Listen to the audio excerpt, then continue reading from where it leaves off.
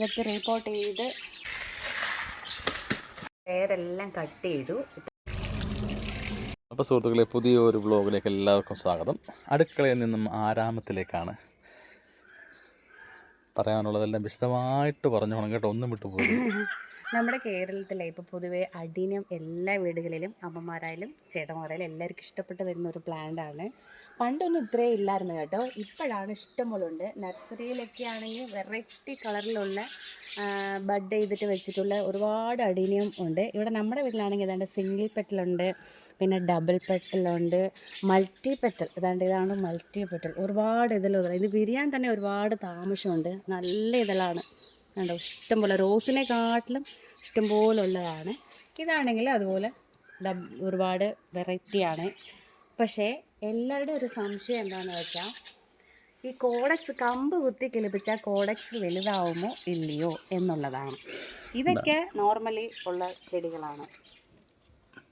Codex കണ്ടല്ലേ, ഇത് കണ്ടോ, ഇതൊക്കെ നമ്മുടെ നോർമലി വിത്ത് പാകി കിളിപ്പിക്കുന്നതാണ്. ഇതൊക്കെ കോഡക്സ് ഇത്രയും വെളുപ്പം വന്നേക്കുന്നത്. ഇതുണ്ടോ, ഇതെല്ലാം വിത്ത് പാകി കിളിപ്പിച്ചതാണ്. ഇതെല്ലാം എൻ്റെ സ്വന്തമാണ്, ഞാൻ വിത്ത് പാകി കിളിപ്പിച്ചതാണ്. ഇതൊക്കെ നോക്കി, ഇതെന്തോ വലിയ കോഡക്സാണ്. ഇതൊക്കെ റീപോർട്ട് ചെയ്ത് ഇതുപോലെ ഇരുന്ന ചെടിയാണ് റീപോർട്ട് ചെയ്ത് പൊക്കി വെച്ചപ്പോൾ ഇത്രയും കോഡക്സ് വലുതായി. അതിനൊക്കെ നല്ല ശിരം കണ്ടിട്ട് അതിനിപ്പോൾ കായ് പിടിച്ചിട്ടുണ്ട്. പക്ഷേ ഞാൻ കമ്പ് കുത്തിയ ഒരു തൈ ഇതാണ്. ഇത് കമ്പ് കുത്തി കിളിപ്പിച്ചതാണ്. ഇത് ഞാൻ റീപോർട്ട് ചെയ്ത് കാണിക്കാം. നല്ലൊരു റെഡാണ്, പിങ്കും റെഡും കൂടി ഉള്ളൊരു നല്ലൊരു വെറൈറ്റി കളറാണ്. അപ്പോൾ ഇത് ഞാൻ കമ്പ് കുത്തിയതാണ്. സോ ഇത് തയ്യ് അല്ലെ വിത്തൊന്നും പാകുന്നതിന് കമ്പ് മുറിച്ചിട്ട് ഇതുപോലെ നമ്മൾ ബഡ് കട്ടിങ് ചെയ്യുമ്പോൾ അതിൻ്റെ കട്ടിങ് വെച്ചിട്ട് കിളിപ്പിച്ച ഒരു ചെടിയാണ്. അപ്പോൾ എല്ലാവരുടെയും ഒരു സംശയമാണ്, കമ്പ് കുത്തിയാൽ കോഡക്സ് ഇതുപോലെ വലുതാക്കി എടുക്കാൻ പറ്റുമോ?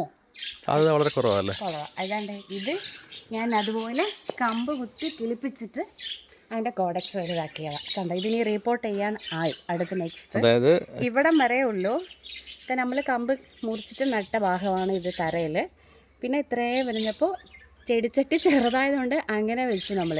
അല്ലെങ്കിൽ വലിയ ചെടിച്ചട്ടിയാണെങ്കിൽ ഈ വേരെല്ലാം കൂടി ഇങ്ങനെ ആൽമരം പോലെ വെച്ചിട്ട് നമ്മൾ റിപ്പോർട്ട് ചെയ്യാമെങ്കിൽ അതുപോലെ വളർത്തിയെടുക്കാൻ പറ്റും. അതായത് ഇതിപ്പോൾ നമ്മൾ കമ്പ് മുറിച്ചിട്ട് നട്ട് വെച്ച ഒരു ചെടിയാണ്. അപ്പം കോഡക്സ് അത്രയും വലുതായിട്ടുണ്ട്. സോ അതിൻ്റെ ടെക്നിക്ക് എന്താണെന്ന് ആൾക്കാർക്ക് പറഞ്ഞു കൊടുക്കണം. ഇപ്പോൾ ഇത് അതുപോലെ കമ്പ് കുത്തിയതാണ്. ഇതിപ്പോൾ ഞാൻ റിപ്പോർട്ട് ചെയ്ത് കാണിക്കാം. ഓക്കെ, ഇത് തന്നെ പൊട്ടിയില്ലേ? മണ്ണ് കണ്ടോ എന്ത് ലൂസാണ്. നമ്മൾ റീപോർട്ടിങ് അല്ല, അഡീനിയത്തിൻ്റെ മണ്ണ് എപ്പോഴും ഇതുപോലെ ലൂസ് മണ്ണായിരിക്കണം. വെള്ളം നന്നായിട്ട് ചോർന്നു പോകണം. ഇതിപ്പോൾ 2-3 കമ്പുണ്ടല്ലേ? ഇത് വേറെ, അത് വേറെ. ഇത് വേറെ നടാം. ഇത് നമുക്ക് റിപ്പോർട്ട് ചെയ്യാം.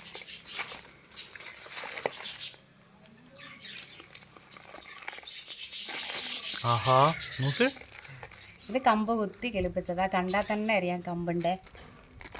കോഡക്സ് നോക്ക്, അതെ, അടിപൊളി. ഇത് റിപ്പോർട്ടിങ്ങിന് താമസിച്ചു പോയതാ. അതിൻ്റെ വേര് ഇച്ചിരി കൂടി ചെറുതായിരിക്കുമ്പോഴേ നമ്മൾ ഇത് റിപ്പോർട്ട് ചെയ്യാം. ഞങ്ങളൊരിക്കലും നഴ്സറി ചോദിച്ചപ്പോൾ അവർ പറഞ്ഞ ഒരിക്കലും അങ്ങനെ സംഭവിക്കില്ല എന്ന് പറഞ്ഞത് നമ്മുടെ അടുത്തല്ലേ. കമ്പ് കുത്തി വെച്ചാൽ ഇതുപോലെ കോഡക്സ് ആവില്ല. ഇത് ഞാൻ കഴുകി വൃത്തിയാക്കി വേര് കുഞ്ഞു വേരെല്ലാം കട്ട് ചെയ്തിട്ട് വരാവേ. ഓക്കെ,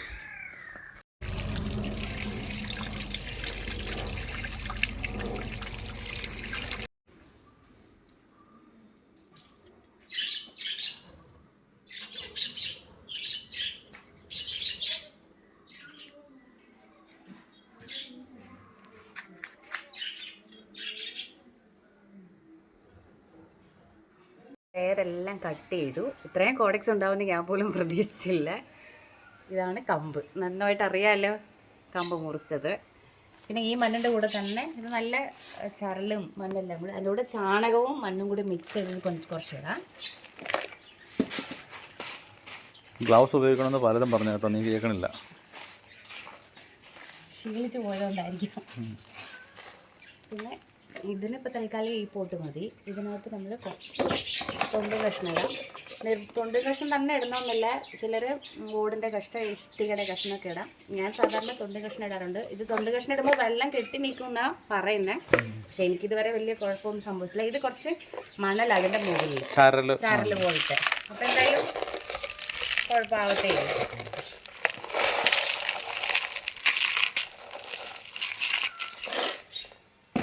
ഈ മിക്സിങ് ഇടാം.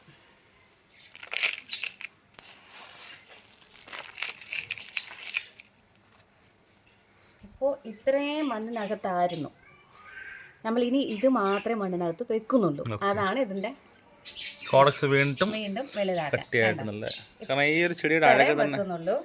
അല്ല, ഈ ചെടിയുടെ ഒരു അഴകെന്ന് പറഞ്ഞാൽ തന്നെ ഈ കോഡക്സ് ആണ്. അതെ, ബാക്കി ഇത് ഫുള്ളും മണ്ണിനകത്തായിരുന്നല്ലോ.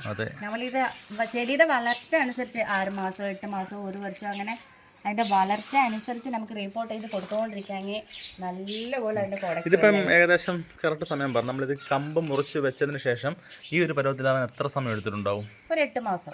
കമ്പല്ലേ, തൈയല്ലല്ലോ. അപ്പോൾ സുഹൃത്തുക്കളെ, നിങ്ങളുടെ വീട്ടിൽ ഇതുപോലെ 4-5 വർഷമൊക്കെ ആയിട്ടുള്ള ഇതേപോലുള്ള അടിനെ ഉണ്ടെങ്കിൽ അതിന്റെ കമ്പ് മുറിക്കുവാണെങ്കിൽ വെറുതെ കളയണ്ട. ഇപ്പോൾ വേര് പിടിച്ചു കഴിഞ്ഞ് ഇതിന്റെ പുതിയ തലയിൽ വരുമ്പോൾ ഞാൻ ഇത് കമ്പ് കട്ട് ചെയ്യുന്ന വെച്ചാൽ ഒരുപാട് വളർന്നങ്ങ് പോയി. അപ്പൊ ഇത് കട്ട് ചെയ്തിട്ട് എനിക്ക് ഇത് കുത്തി വെക്കാം. കുത്തി നട്ട് കിളിപ്പിക്കുമ്പോൾ ഇതുപോലെ ചെയ്താൽ. അതാ പറഞ്ഞ അറിയാത്തവരുണ്ടെന്നുണ്ടെങ്കിൽ തീർച്ചയായിട്ടും അങ്ങനെ ചെയ്യാമല്ലോ. കമ്പ് സ്ട്രെയിറ്റ് നടണമെന്നില്ല, ചിലപ്പോൾ ചീഞ്ഞു പോവും.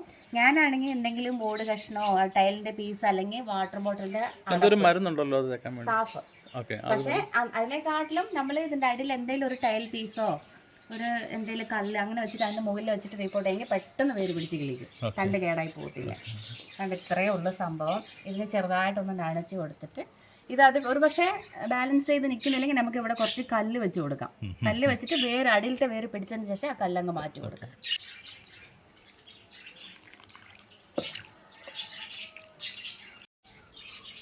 ഇതുപോലെ കമ്പ് മുറിച്ച് നട്ടിട്ട് അതിൻ്റെ കോഡക്സ് നല്ല വലുപ്പത്തിൽ വളർത്തി എടുത്തിട്ടുണ്ട് ആരേലും ഉണ്ടെങ്കിൽ ഒന്ന് പറയണം കേട്ടോ.